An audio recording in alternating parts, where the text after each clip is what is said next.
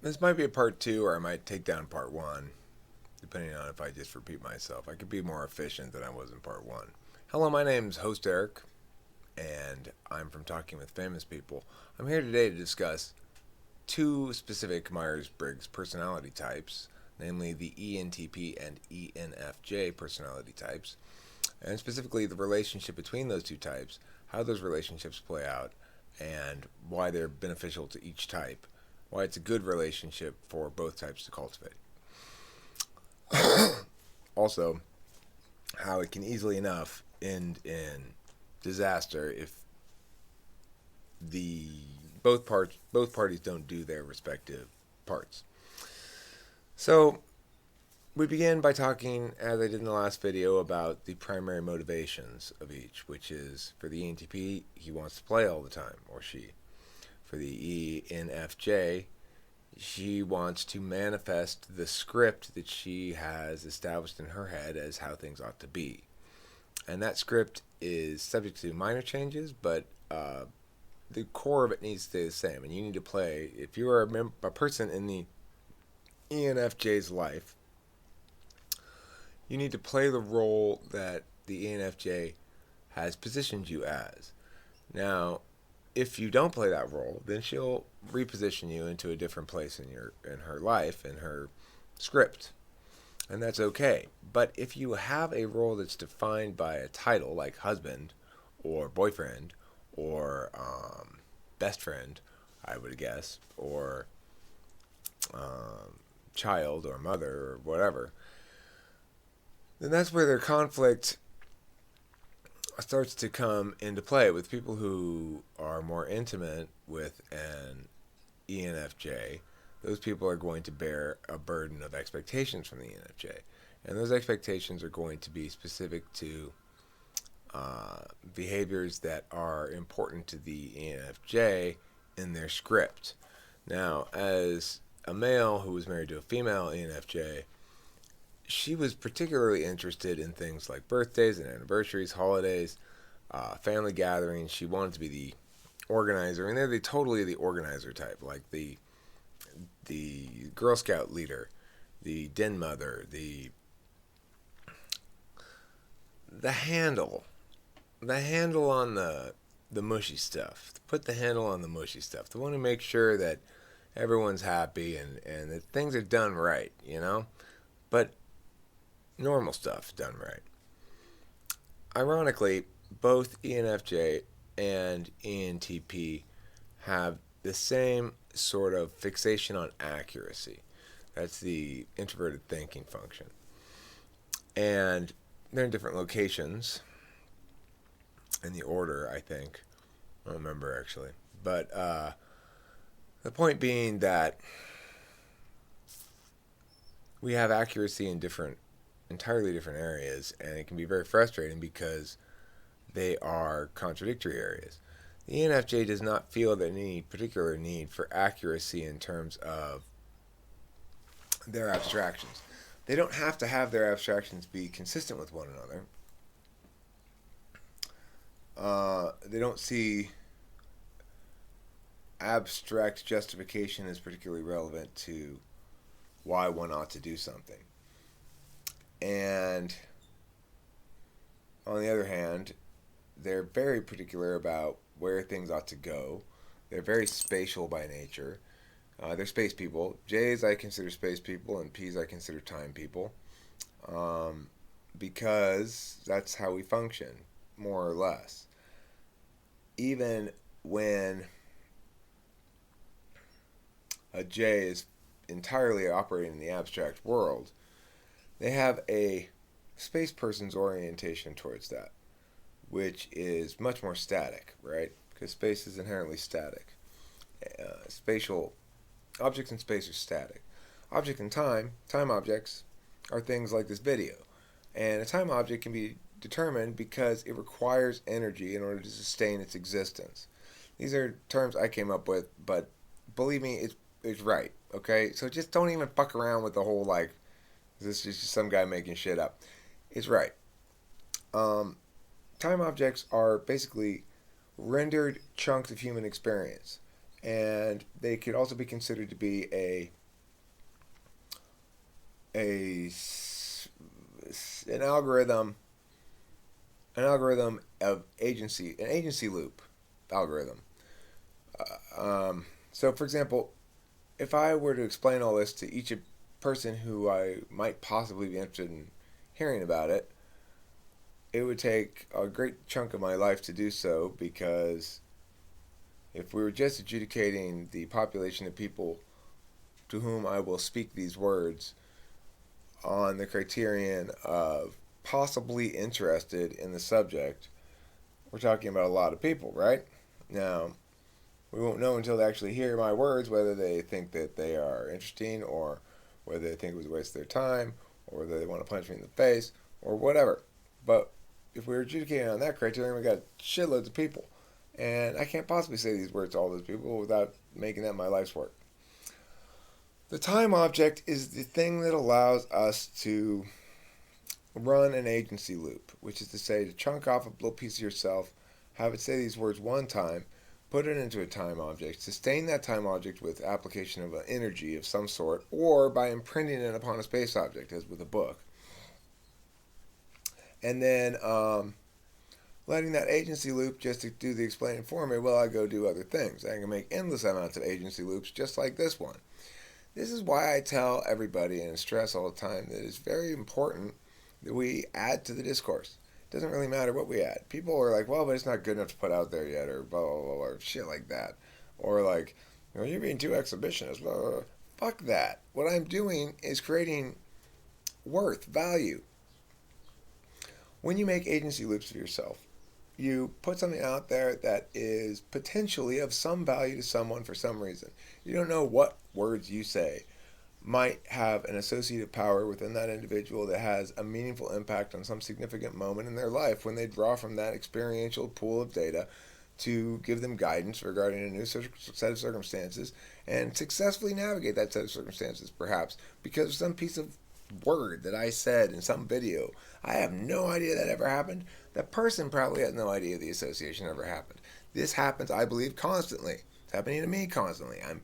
I'm being informed by things I've experienced before. And so that's why putting out more agency loops makes the totality of resources available to each human being greater. And it can only be a good thing. Even if you're putting out a bunch of stupid racist bullshit, it's a good thing, because those ideas then have to compete in an adversarial system on the internet. In the form of public discourse, ideas must compete on an adversarial plane.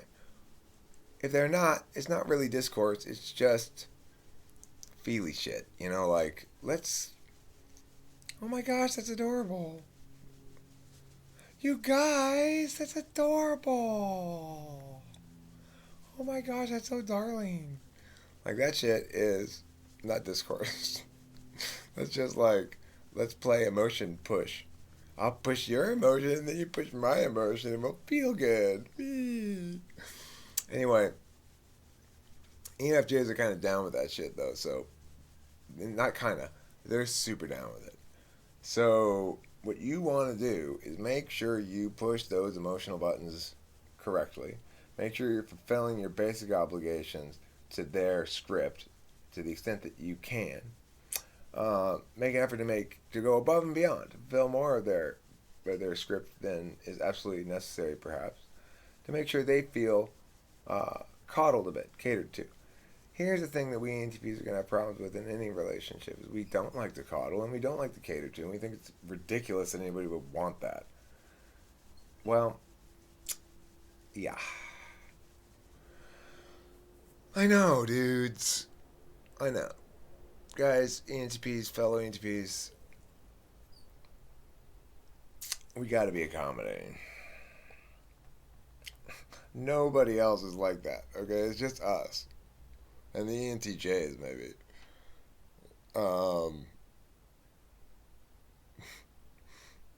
We've got to be, like, write some love notes.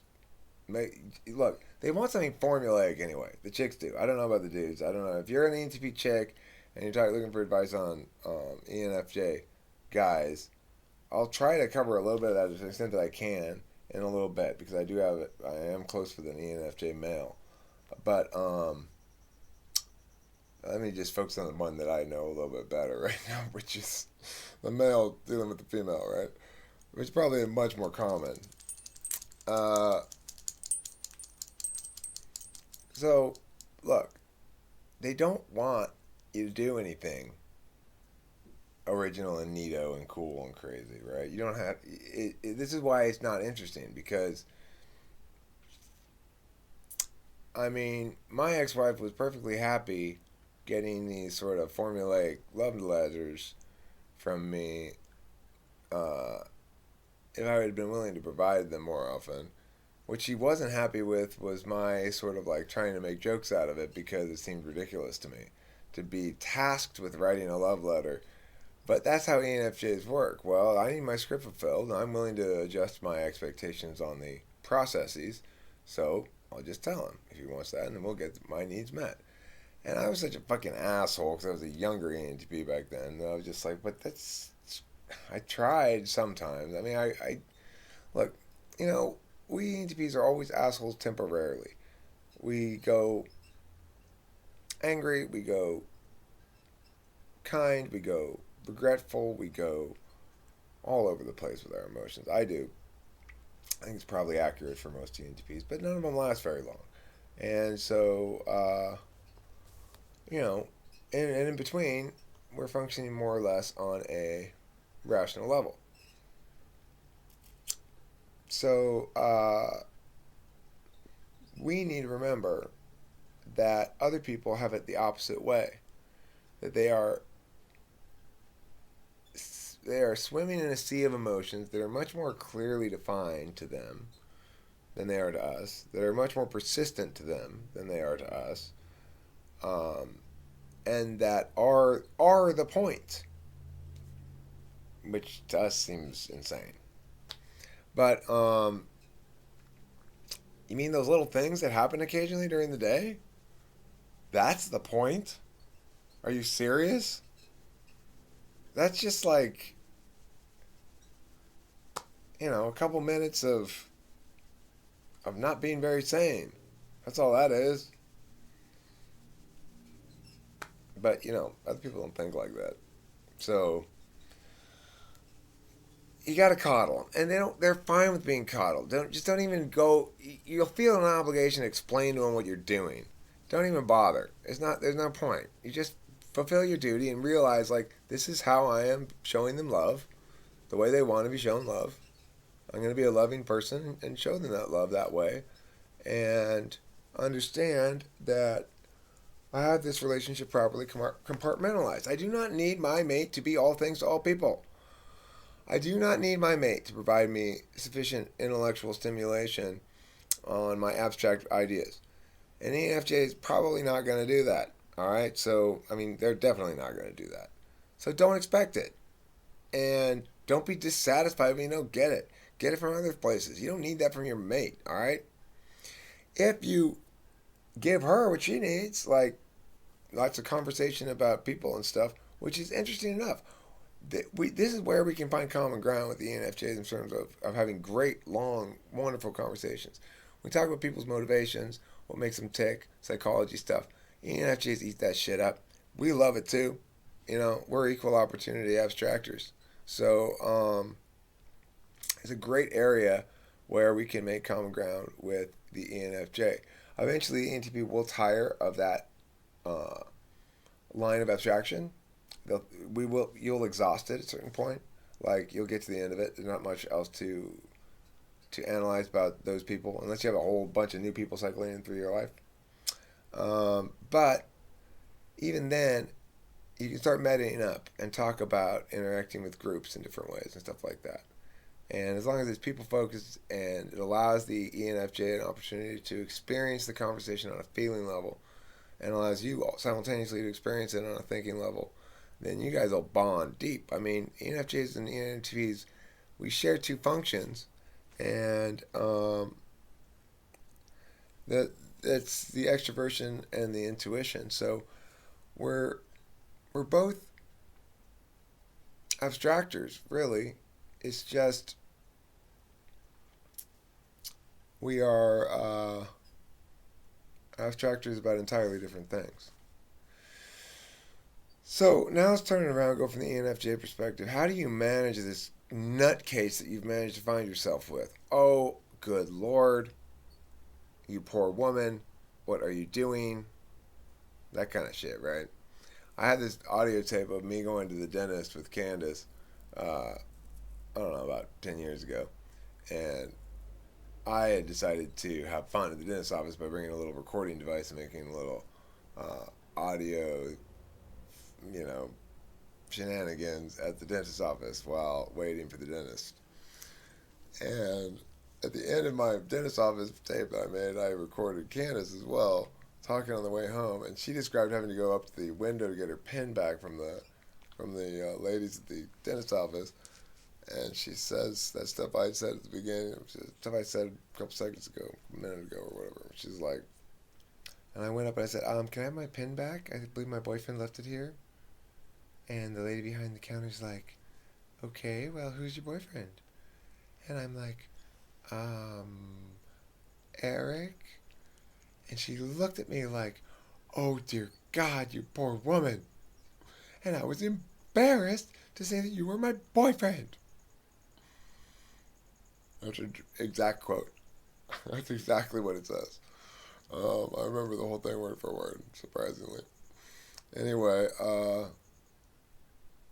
and then, I make some jokes and charm her up, and, that's how we roll.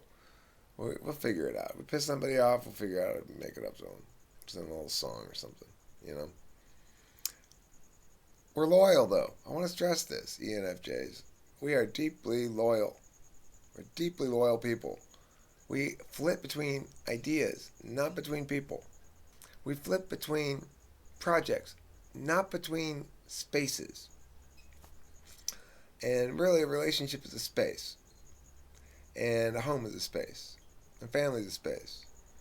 And we'll restructure that space to make it fit our needs better. We will maneuver people to be more as we need them to be. And we will adjust ourselves, adapt plenty, in order to make things as un-maintenance requiring as possible. But see, this is one of the conflicts that's implicit to the ENFJ ENTP relationship, is ENFJs love being maintained. ENTPs don't like maintaining. ENTPs, be smart, maintain. ENFJs, how do you talk to your ENTP? How do you get them to do what you want them to do? Very simple. You use all the explanation I'm giving you here. You met up with them. You say, look, here's the deal. I'm an ENFJ. I've got particular needs you're going to think are irrational. You think are arbitrary, and you're not going to value very highly. But I want you to listen to me very carefully, all right? Now, look, you are necessarily an enormous burden upon me. I recognize your various talents and abilities. I recognize that you are, in fact, a genius. I recognize that you are capable of amazing things. However, you're never going to accomplish those great things without me. And here's why.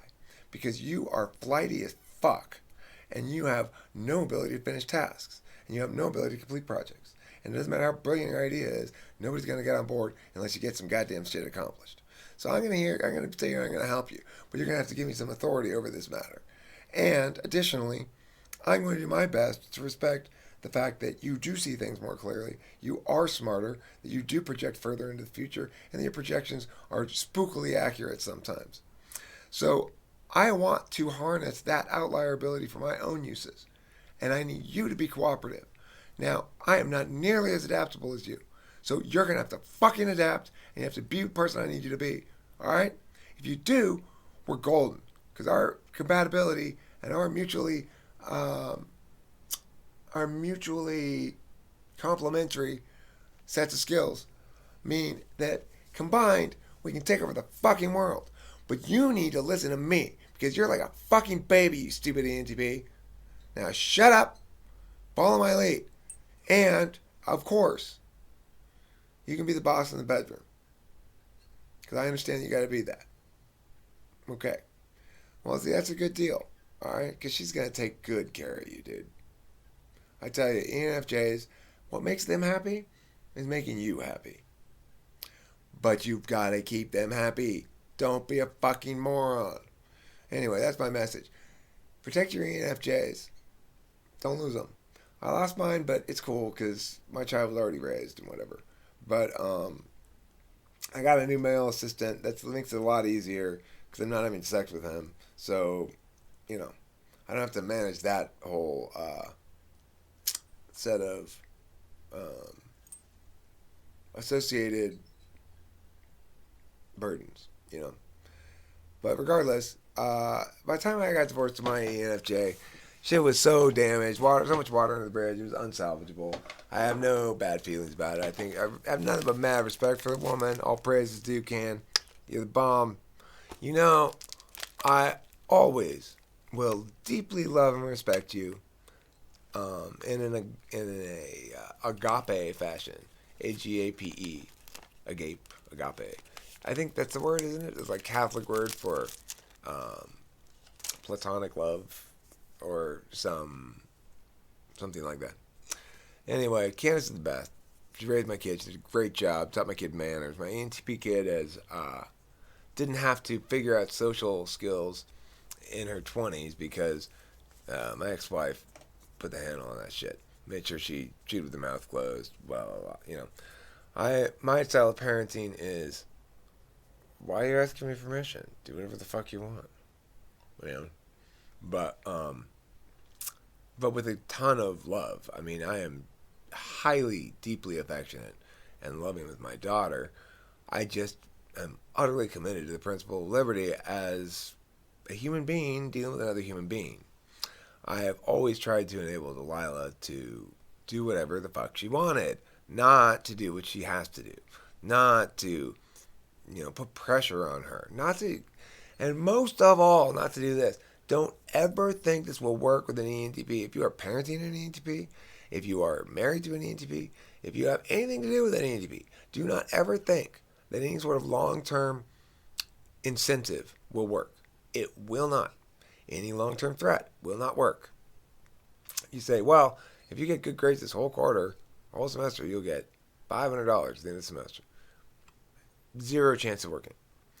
If you say, if you don't get straight A's this semester, at the end of the semester, you will experience this punishment.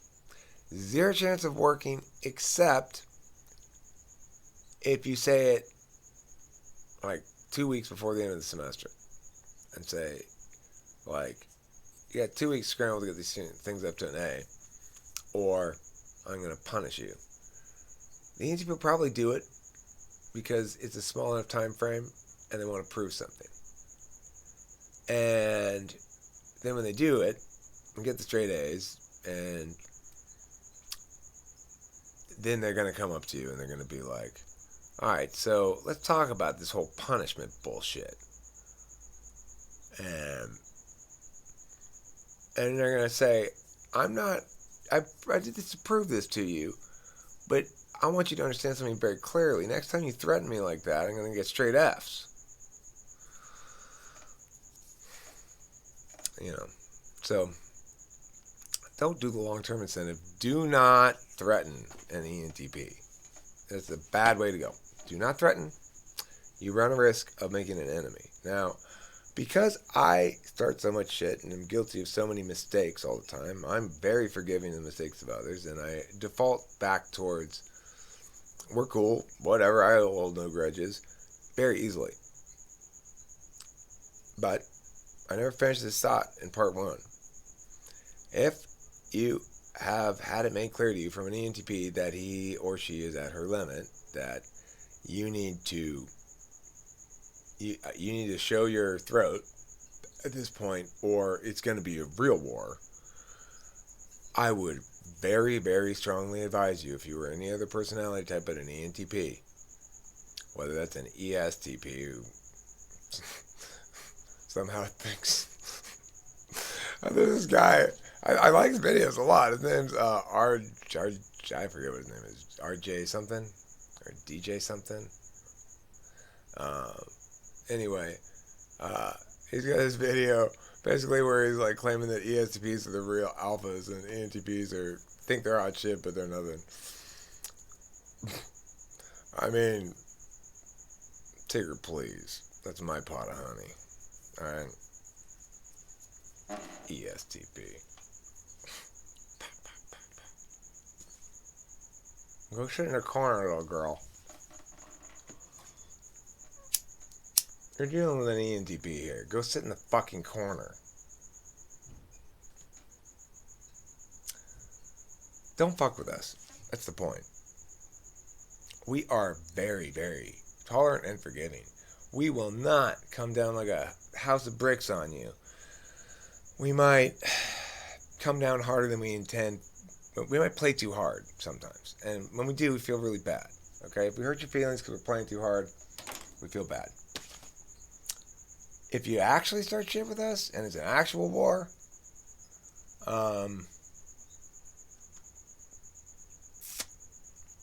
better to invade Russia in the dead of winter.